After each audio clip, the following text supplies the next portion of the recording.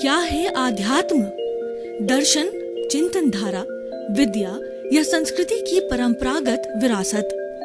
आध्यात्म दर्शन यानी जीवन का शाश्वत सत्य।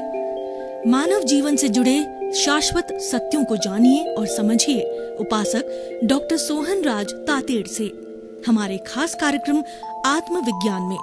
आत्मविज्ञान यानी सही दृष्टि, सही सोच। भाई और बहनों, मातृशक्ति को नमन। स्टूडियो में आपका हार्दिक स्वागत है, अभिनंदन है, सत्कार है। आत्मविज्ञान साइंस ऑफ द सोल कार्यक्रम के अंतर्गत हम आपको सही दृष्टि, सही सोच यानी आपकी जो नकारात्मक सोच है उसको हम सकारात्मक में बदलते हैं। हमारे पास ना कोई तंत्र है, ना कोई मंत्र है, ना कोई जादू है, कोई टोना है। हमारे पास दृष्टि विज्ञान है। हम आपकी दृष्टि को करेक्ट करते हैं, दृष्टि में करेक्टनेस देते हैं। जो दृष्टि बिगड़ गई है, जो आपका चिंतन गलत दिशा में जा रहा है, उसको हम सही दिशा के अंदर मोड़ देते हैं। और एक बार जब आपको सही दिशा मिलती है, उसको सम्यक दर्शन कहा जाता है, उसको पॉजिटिव थिंकिंग कहा जाता है, उसको सकारात्मक सोच कहा जाता है। वह मिलने के बाद के अंदर आप जीवन भर उसी दिशा के अंदर आगे से आगे बढ़ते रहते हो। इसीलिए आत्मविज्ञान कार्यक्रम जो है हमने तैयार किया है। और ये कार्यक्रम में हम आपको प्रतिदिन नए नए एपिसोड्स के माध्यम से आपको दृष्टि विज्ञान देते हैं। तो आज का हमारा बहुत सुंदर विषय है विद्वान एवं पंडित। भाई और बहनों, दो शब्द है, एक विद्वान और एक पंडित। विद्वान कौन होता है? जो बुद्धि के स्तर पर कार्य करता है, यानी वो धार्मिक ग्रंथों को पढ़ता है और उन ग्रंथों को हृदयंगम करता है, आत्मसात करता है, अभ्यास करता है, प्रैक्टिस करता है। Practice makes a man perfect. हमेशा प्रैक्टिस से आदमी में परफेक्टनेस आती है। और कहा गया है, करत करत अभ्यास के और जड़मती होत सुजान, और रसरी आवर्त जान के और सल पर पड़त निशान। पुराने जमाने में आपने देखा होगा कि चड़स के माध्यम से पानी निकाला जाता था और उसका सिस्टम ऐसा बनाया जाता कि चड़स के साथ के अंदर जो डोर बांधी जाती थी, उस डोर को जो है आगे ले जाने वाला जो बैल या ऊंट होता था, वो टेपर में जो है वो अंडरग्राउंड के अंदर जाता था और लंबी दूरी तक जो टेपर चलता रहता था। और ये जो धागा है, ये जो डोर है, ये डोर जो है वो एक पत्थर की जो है शिला के ऊपर से घिसती जाती थी। तो बार बार घिसने से पत्थर की शिला के ऊपर भी छेद हो जाता है, यानी अभ्यास करते करते वो शिला में भी छेद हो गया। तो अभ्यास करते करते मूड भी जो है विद्वान हो जाता है। और आपके बहुत बड़े तुलसीदास जी है, कालिदास है, और बहुत से आप विद्वानों की जो है बायोग्राफी को देखिए तो आपको पता चलेगा कि ये महामूर्ख थे और ये अभ्यास करते करते ये विद्वान बन गए। विद्वता का सारा संबंध है बुद्धि से है। बुद्धि क्या है? ये हमें संसार में रखती है, ये हमको भटकाती है, ये प्रियता पैदा करती है। ये अच्छा है, ये खराब है, इससे संपर्क रखो, इससे मत रखो। और ये स्वादिष्ट है, ये बेस्वाद का है। तो ये हमें नफा नुकसान बताती है और हमें भटकाती रहती है। तो ये सारा जो है स्तर जो होता है हमारा, वह बुद्धि के लेवल का होता है और बुद्धि के लेवल पर ही विद्वान काम करता है। मैं आपको एक प्रश्न करना चाहता हूँ कि आज इतनी बड़ी जो हमारे ग्लोबलाइजेशन युग के अंदर जो है वो ज्ञान का बहुत बड़ा विकास हुआ है। कितनी एक ज्ञान की एक शाखा में से सैकड़ों हजारों शाखा बनी है। और PhD, DLIT जैसी बड़ी जो डिग्रियाँ जो है व्यक्ति धारण करता है, और वह जो है बुद्धि के स्तर के ऊपर पढ़ लिख करके वो धारण करता है और विद्वान बन जाता है। लेकिन मैं आपको बताना चाहता हूँ कि वैसा बना हुआ विद्वान जो है वह क्यों सुसाइड करता है, और जो एक जज है जो न्याय की कुर्सी पर बैठता है वह क्यों घूस लेता है, और उसके बाद एक इंजीनियर जो है वह क्वालिटी खराब करके और गंदा पुल क्यों बनाता है, एक डॉक्टर है वो इतना लोभी क्यों होता है, जबकि डॉक्टर की सेवा होती है वह मरीज को अच्छा ट्रीटमेंट देने की होती है। और कोई भी जो है बड़ी कंपटीशन की जो है वो पढ़ा लिखा व्यक्ति कंपटीशन कर बैठता है तो वह क्यों सुसाइड करता है? इसका कारण क्या है? ये सारा कार्य हमारा बुद्धि के लेवल पर होता है। हमारा भावनात्मक विकास, जो हमारा इमोशनल क्वोशेंट है ना, वह हमारा विकसित नहीं होता है। ये आज की जो शिक्षा है उसमें एक बहुत बड़ी कमी है कि आज की शिक्षा विद्वान बनाती है। लेकिन हमारी गुरुकुल शिक्षा को देखो, गुरुकुल में क्या होता था कि हमारी भारतीय संस्कृति के अंदर 100 वर्ष की उम्र गिनी जाती थी और उसको 4 आश्रम के अंदर बांटा गया है। पहला जो है 25 वर्ष की उम्र तक का ब्रह्मचर्य आश्रम होता था और 26 से 50 साल की उम्र का जो आश्रम है वो गृहस्थ आश्रम होता था। ब्रह्मचर्य आश्रम के अंदर जो है नदी के किनारे प्राकृतिक जो है वातावरण के अंदर जहाँ गुरु की कुटिया होती थी, वहाँ पर बच्चे जो है गुरुकुल वास में रह के और गुरुकुल जो है गुरुकुल शिक्षा ग्रहण किया करते थे। और वो गुरुकुल शिक्षा के अंदर वो प्रकृति के करीब रहते थे, वो परिश्रम करते थे और हमारी पृथ्वी, जल, अग्नि, वायु और आकाश जो 5 बेसिक एलिमेंट्स है उसका भरपूर उपयोग करते थे। और जो प्रकृति के करीब होता है उसकी सोच सही होती है, उसका स्वास्थ्य अच्छा रहता है। और गुरुकुल के अंदर सिखाया जाता, विनय की भावना सबसे पहले सिखाई जाती थी उसके अंदर कि आपका अहंकार कम होना चाहिए।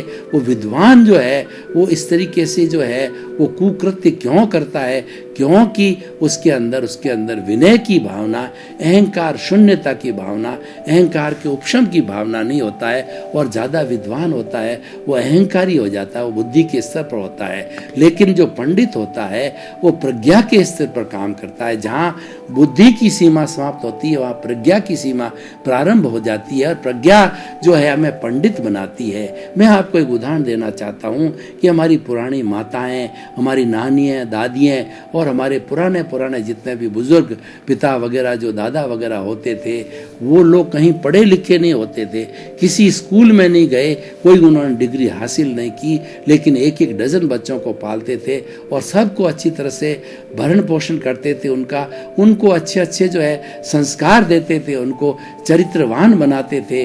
तो वो पंडित बनाते थे क्योंकि वो स्वयं पंडित थे, वो इंट्यूशनल लेवल पर काम करते थे। जो इंट्यूशन है वही हमारी प्रज्ञा है और इंट्यूशन के अंदर जो है शब्द समाप्त हो जाते हैं। ये सारा दुनिया के अंदर जो भेद है ये शब्दों का है, शब्द है बुद्धि के लेवल पर होते हैं। कहा है कि मुंडे मुंडे मतिर भिन्ना। दुनिया के अंदर जितने भी लोग होते हैं हर एक की अलग अलग सोच होती है, हर एक का अलग अलग चिंतन होता है, हर एक के अलग अलग शब्द होते हैं, हर एक की अलग अलग अभिव्यक्ति होती है। तो वो जो है वो व्यक्ति के अंदर जो है वो बहुत बड़ा अहंकार पैदा करने वाला होता है। लेकिन प्रज्ञा के जगत में जाने वाला पंडित जो होता है वो जो कि इंट्यूशनल पे काम करता है, वो सत्य के दायरे में चला जाता है। Truth is God, God is truth के दायरे में जाता है और विनय, मैत्री, प्रबोध, करुणा, मध्यस्थता ऐसी भावना को सीखता है और वो सीख के चरित्र में ढालता है। उसका चरित्र बहुत ऊंचा होता है, कभी भी उसके अंदर अहंकार की भावना नहीं आती है, उसमें जगत कल्याण की भावना आती है और वह उस जो है वह अपने ज्ञान का कभी भी अहंकार नहीं करता, जो हमें गुरुकुल प्रणाली से ये प्राप्त होता है। और आज की जो हमारी शिक्षा जगत, ग्लोबलाइजेशन की शिक्षा जगत की प्रणाली है वो विद्वान बनाती है और गुरुकुल प्रणाली पंडित बनाती थी। तो हमें आज के इस युग की शिक्षा प्रणाली में आमूलचूल परिवर्तन करना है कि हम वर्तमान की शिक्षा प्रणाली की निंदा नहीं करते हैं, हम तो पुराने और नए को जोड़ करके हॉलिस्टिक बनाने की बात करते हैं। तो आज जो हमारी नई एजुकेशन है उसके अंदर गुरुकुल जो है प्रणाली को जोड़ना चाहिए। यानी हमारा शिष्य और गुरु का जो पहले संबंध था कि पुराने जो गुरुकुल प्रणाली के अंदर शिष्य जो है गुरु का सम्मान करता था और उसकी सेवा करता था और उसके वचन को जो है अपने जीवन का एक साध्य और अपना रामबाण समझता था, जीवन निर्माण का सूत्र समझता था। लेकिन आज जो है सारा प्रोफेशनल हो गया। जो टीचर है वो समझता है कि मुझे जितना वेतन मिलता है उसके अनुरूप जो है मुझे इसको पढ़ाना है। और जो स्टूडेंट्स होते हैं वह गुरु के प्रति सम्मान की भावना, विनय की भावना नहीं करके और उसका जो अनुभव है उसको नहीं लेना चाहते, मात्र तोता रटंत करते हैं। ये तोता रटंत की जो क्रिया है ये विद्वान बनाती है और चरित्र में ढालने की जो है विनय की और इंट्यूशनल चीज़ें होती है। हम भीतर जाते हैं तो इंट्यूशनल चीज़ों से जो है हमें विनय की प्राप्ति होती है और साथ साथ के अंदर हम पंडित बनते हैं। तो भाई और बहनों, अब प्रश्न ये है कि हम विद्वान से पंडित कैसे बने। विद्वान एक जो है लेवल है, लेकिन पंडित उसके ऊपर का लेवल है। और वही विद्वान अगर पंडित बनता है तो सोने में सुहागा है, क्योंकि विद्वान के पास के अंदर बहुत दिमाग होता है, बहुत अनुभव होता है और कई जो है शास्त्रों का उसका अध्ययन होता है। लेकिन उस अध्ययन को अगर वो जगत कल्याण के अंदर लगाए, वो ये समझे कि जो कुछ मैंने अनुभव प्राप्त किया है, मैंने गुरु से प्राप्त किया है, मैंने स्वयं जो है ये ग्रंथों से पढ़ के प्राप्त किया है, उसका उपयोग परोपकार में होना चाहिए। जो पंडित होता है वो परोपकार की भावना रखता है और वो विद्वान होता है। ऐसा मैं नहीं कहता हूँ कि सारे विद्वान सो एक जैसे होते हैं, लेकिन इसके अंदर इसके अंदर विद्वान के अंदर ये दुर्गुण आ ही जाता है कि वो मात्र उसको जीविका के रूप में समझता है। जीविका के लिए तो है ही है, जीविका अपने अपने विषय का जो ज्ञान करना। डॉक्टर है वो उसकी जीविका करेगा ही, पर वो डॉक्टर जो है वो जो कोई भी कार्य को सेवा भावना से करे। कि एक डॉक्टर तो क्या होता है कि धन के लालच के अंदर जो प्रेस्क्रिप्शन लिखता है उसके अंदर महंगी महंगी दवाएं लिखता है, क्योंकि दवाओं में उसका कमीशन जुड़ा हुआ होता है, और महंगे महंगे टेस्ट लिखता है क्योंकि टेस्टिंग के अंदर उसका कमीशन जुड़ा हुआ होता है। तो वह एक भारभूत हो जाता है पेशेंट के ऊपर, और हर पेशेंट जो है ऐसा कर भी नहीं पाता है। तो ये कार्य सारा क्या है, प्रोफेशनल का कार्य हो गया, और ये सेवा से नहीं जुड़ा हुआ होता है। वो मात्र अपने अपने विषय का विद्वान तो है ही है, वो बहुत बड़ा जो है फिजिशियन है या बहुत बड़ा सर्जन तो है, लेकिन वो विद्वान के लेवल पर ही है। और जो पंडित के लेवल का जो सर्जन होगा या पंडित के लेवल का फिजिशियन होगा तो ये समझेगा कि ये सामने जो आया है मुझे एक सेवा का मौका मिल रहा है, उसको अपनी फीस तो मिलेगी ही या नौकरी तो तनख्वाह तो मिलेगी ही, लेकिन उसको सेवा के रूप में करता है तो उसका नजरिया बदल जाता है। जो ही सेवा जुड़ जाती है व्यक्ति विद्वान से पंडित की ओर चला जाता है, और सेवा जुड़ने से माध्यम में आपको अहंकार की शून्यता आ जाती है। देखिए मैं आपको उदाहरण देना चाहता हूँ, कोई भी डॉक्टर जो है के सामने जब मरीज कोई भी सुझाव देता है तो डॉक्टर अहंकार के वशीभूत होकर के कहता है कि डॉक्टर आप हो या मैं हूँ, यानी मैं जो कहता हूँ वही मानो। हो सकता है क्योंकि मनुष्य व्यक्ति जो है अपने शरीर का जो सबसे बड़ा डॉक्टर होता है, तो वो अपने अनुभव उसको बताए तो अनुभव सुनना चाहिए, और सुन करके और उसको उसके ऊपर अहंकार नहीं करना चाहिए। अगर उसके अंदर कोई सार की बात हो तो ग्रहण करनी चाहिए, न सार की बात हो तो ठीक है आपकी बात को मैं ध्यान में रखूंगा, ऐसे किया जा सकता है। और मैं पुराने जमाने की बात करता हूँ जब एलोपैथी नहीं थी और इतना विज्ञान ने तरक्की नहीं की थी, इतने जो मेडिकल साइंस के टेस्ट नहीं होते थे, हमारे नाड़ी वैद्य होते थे।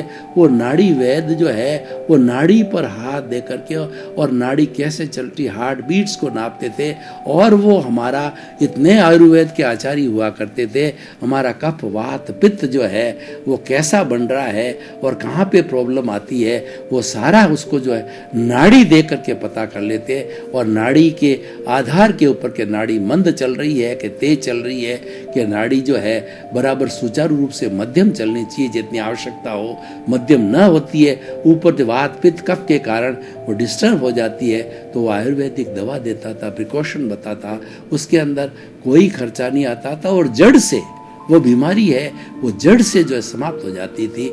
तो ऐसे हमारे नाड़ी वैद्य पुराने जमाने में होते, वो प्रथा धीरे धीरे समाप्त हो रही है, क्योंकि सब विद्वान बन रहे हैं, कोई भी पंडित नहीं बना जाए। इसका कारण है कि आज से 50 साल पूर्व के सिनेरियो के अंदर आप जाइए तो आप देखेंगे कि मैं आपको एक उदाहरण देना चाहता हूँ।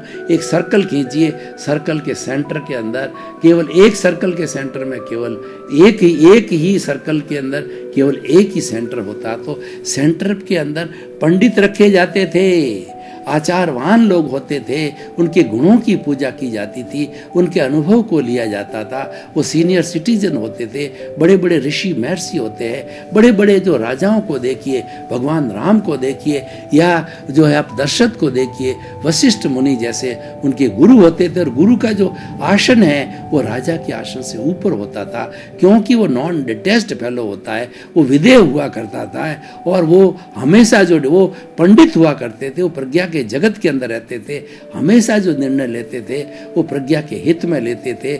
और हो सकता है कि राजा है वह बुद्धि के लेवल पर काम करके, विद्वत्ता के लेवल पर काम करके वो निर्णय राग द्वेष जुड़ करके निर्णय हो जाता था, निष्पक्ष निर्णय नहीं होता था, लेकिन अपने गुरु से प्राप्त जो निर्णय को प्राप्त करके वो प्रजा के हित के अंदर लागू करते थे। ऐसी व्यवस्था थी। आजकल हमारी राजनीति में क्या हो गया कि धर्म नीति को गौण कर दिया गया है।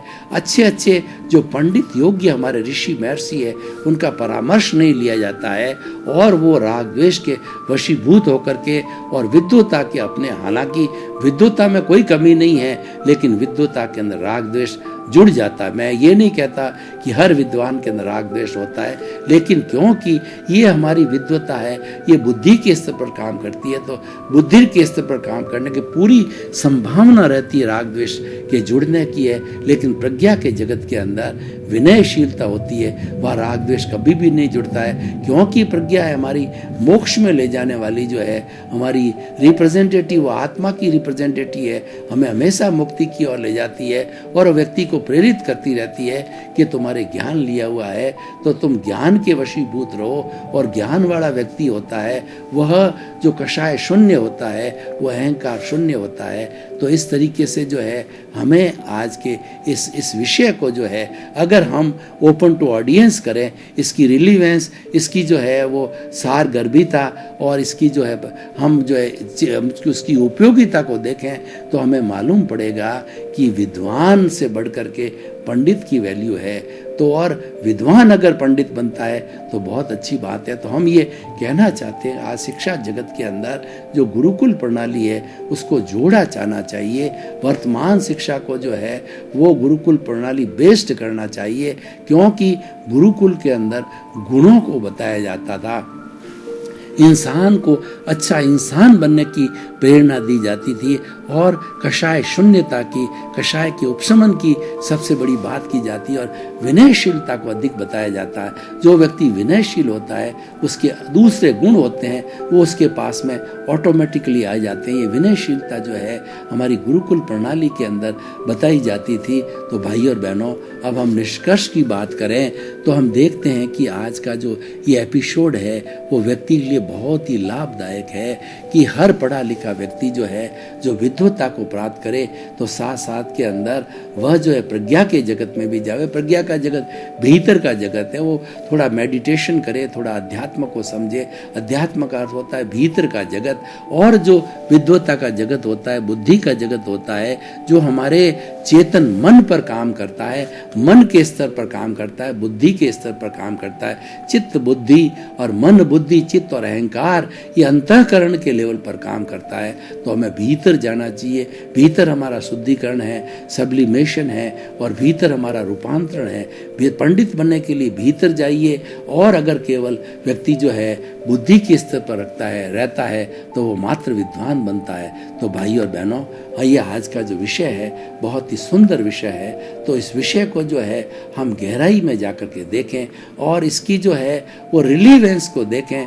तो अगर व्यक्ति जो है समाज के अंदर जो विद्वान लोग हैं वो है, उसके साथ साथ में पंडित भी बने, वो बुद्धिमान के साथ साथ के अंदर वो विजडम को भी प्राप्त हो। डिफरेंस क्या है कि ये तो है विजडम है, वो इंटेलेक्चुअल है, और हमारी जो ये इंटेलिजेंसी है ये बुद्धि के लेवल पर है। ये दोनों का डिफरेंस है। इंटेलिजेंसी और विजडम में बहुत अंदर है, और विजडम के क्षेत्र के अंदर जाने वाला व्यक्ति जो है वो प्रज्ञा पुरुष हो जाता है। वह जो है वो कहना चाहिए कि स्थित प्रज्ञ हो जाता है। गीता की भाषा में बात करें तो स्थित प्रज्ञ होता है। स्थित प्रज्ञ वह होता है जो कि राग द्वेष दोनों स्थितियों में समान रहता है। निंदा और प्रशंसा और उसके साथ साथ किंतु तिरस्कार और सम्मान और लाभ और हानि सब में एक सा बना रहता है। तो ये एक सा बना रहने के लिए हमें पंडित के लेवल पर जाना चाहिए, और पंडित के लेवल पर जाने के बाद के अंदर जितनी भी बुराइयां हैं वो स्वतः ही समाप्त हो जाती है। और लेकिन जो अगर हम केवल विद्वान के स्तर पर कार्य करते हैं तो इसमें पूरी गुंजाइश रहती है कि राग द्वेष जुड़ने की पूरी संभावना रहती है। तो भाई और बहनों, आप जो है इस पर चिंतन करें और अपने जीवन को उसके अनुरूप डालें। अपने जीवन का लक्ष्य जो है विद्वान के साथ साथ में पंडित बनाने का लक्ष्य रखें। पंडित जो है हमारे सोसाइटी को बहुत अच्छा बना सकते हैं, सोसाइटी में परिवर्तन ला सकते हैं, क्योंकि पंडित व्यक्ति होता है वह चरित्रवान होता है, और चरित्रवान के लिए कहा गया है कि if wealth is lost nothing is lost, and if health is lost something is lost, and if the character is lost everything is lost. तो हमें ये ध्यान रखना चाहिए कि हमारा चरित्र ऊंचा बने। और चरित्र ऊंचा कब बनेगा? जब हम पंडित के दायरे में जाएंगे, जब हम प्रज्ञा के दायरे के अंदर जाएंगे, बुद्धि के दायरे से भीतर जाने की कोशिश करेंगे, अध्यात्म के जगत के अंदर जाएंगे। अध्यात्मिक जगत में केवल वाइब्रेशंस है, और बुद्धि के जगत के अंदर जो है वह हमारा मात्र जो है वो विचार चलते हैं। तो ये जो हमारा पंडित का जो लेवल है वो प्रज्ञा का लेवल है, और ये हमारा विद्वत्ता का जो लेवल है वो अज्ञा का लेवल है, जो शरीर के स्तर पर काम करता है, बुद्धि के स्तर पर काम करता है। दोनों स्तर की जो है हमें अलग अलग जो है इसको डिस्टिंक्शन करना चाहिए, इसमें भेद करना चाहिए, और भेद करके और हम जो है वह जो है पंडित बनने की कोशिश करें। वही आज के जो है इस विषय का जो सारांश है। तो भाई और बहनों, आइए हम दोनों का डिफरेंस करके और अपने जीवन को पंडित योग्य बनावें। और पंडित योग्य जो जीवन जब हमारा बनेगा तो हमारा जीवन बहुत ही अच्छा बनेगा, साकार बनेगा। और उसके साथ साथ के अंदर जो हमारा ये जो विद्वत्ता का है वह भी काम में आ जाएगा। विद्वत्ता बुरी नहीं है, विद्वत्ता तो ग्रहण की जानी चाहिए, लेकिन विद्वत्ता को ग्रहण करने के साथ साथ में पंडित बनना भी बहुत ही ज़रूरी है।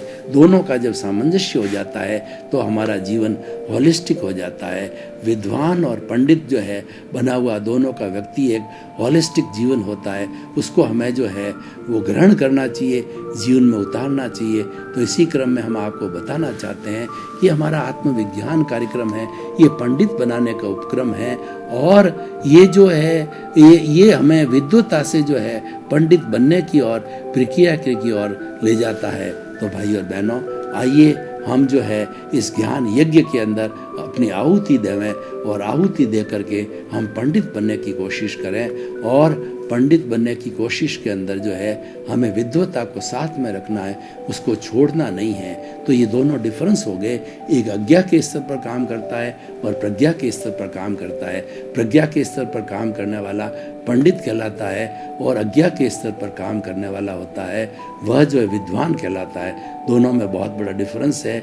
व्यक्ति पढ़ करके और शास्त्रों का अध्ययन करके और अपनी शिक्षा प्रणाली को करके वो विद्वान तो बन सकता है, लेकिन पंडित बनना सोने में सुहागा है। पंडित जो है हमारे जीवन की एक बहुत बड़ी सोसाइटी की आवश्यकता है। जब सोसाइटी में पंडित ज़्यादा होंगे, इंटेलेक्चुअल ज़्यादा होंगे, जो बुद्धि से परे जो है जिस लेवल के ऊपर हमारा प्रज्ञा का लेवल है उस पर काम करेंगे, तो काम करने ऐसे लोगों की संख्या बढ़ेगी। भाई और बहनों, आपका बहुत बहुत धन्यवाद। आप हमारा आत्मविज्ञान कार्यक्रम बराबर देख रहे हैं, और देखते रहिए, आपको जीवन निर्माण के सूत्र मिलेंगे। आप जीवन अच्छा कैसे बने, आप अच्छे इंसान कैसे बने, इसके अलग अलग सूत्र आपको हर एपिसोड के अंदर मिलेंगे। हर एपिसोड इस तरीके से आपकी आवश्यकता के आधार पर तैयार किया गया कि आप एक भले इंसान बने। तो इसी क्रम में आपका जीवन आनंदमय हो, मंगलमय हो। आपके प्रति बहुत बहुत शुभकामनाएं। आत्मविज्ञान में आत्मविज्ञान यानी सही दृष्टि, सही सोच।